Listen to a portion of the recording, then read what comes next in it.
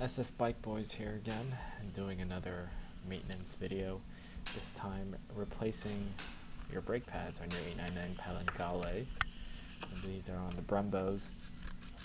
Got two ones SBS track brake pads from Ducati Omaha. It's a relatively simple exercise, 30 minutes to an hour if it's your first time doing it. Nothing too complex, so we'll get started right now. Alright, so let's first get the calipers off. Not too difficult. Forget the size of it. You don't need a breaker bar or anything. Pop them off. Now there's a pin holding this back plate. Take it out real quick, save it. Some people say buy a new one. I don't think that's really necessary. So keep that on the side.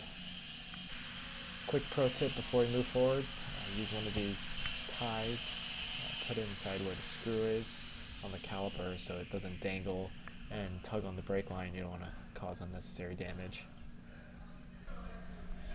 Next, take a torque screw, unscrew this bolt that is attaching this plate to the brake pads themselves. Afterwards, take out the brake pad plate, and the pads should just come off the top pretty easily.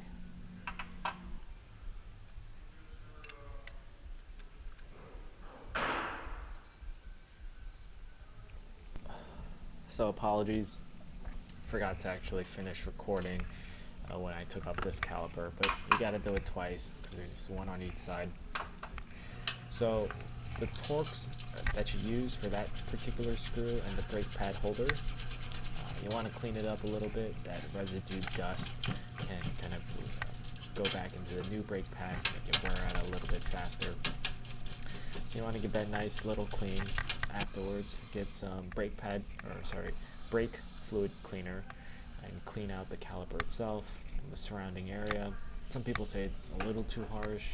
You can also use soap water and a toothbrush. Honestly, it's worked out for me. So go ahead and give it a nice thorough cleaning. So I didn't capture the next part well, but there's the 4 circles that are pushing in your brake pads whenever you're braking, and you're likely you've ridden it recently. You want to use your hands and kind of push those circles back, so you kind of see me struggling here to do so. There's not going to be enough space for your new brake pads if you don't do, so go ahead. Push them out. They don't need to be all the way inside, but they need to be a bit more depressed than the current state that they are in. Next, you want to put in your 2 new pads. You can kind of tell which way goes inside. It's where kind of that brake surface area is in. Afterwards, you want to put in the brake pad plate. So it's not 100% intuitive. You don't just kind of insert it in there. It actually needs to be a little elevated. The best way to gauge this is get the screw that you took out with the torque wrench, put the screw inside, and it has to go through all the holes, but the brake pad plate has to be underneath it. So kind of match it up, kind of wiggle around, see what you need to do to make sure they all align, and then you can screw that back in. And that's about it. Your caliper back on, put in the caliper bolts, torque them. It's 45 nanometers plus minus 5%. Rinse and repeat this entire process for the other side, and you've successfully changed your brake pads on your Panigale.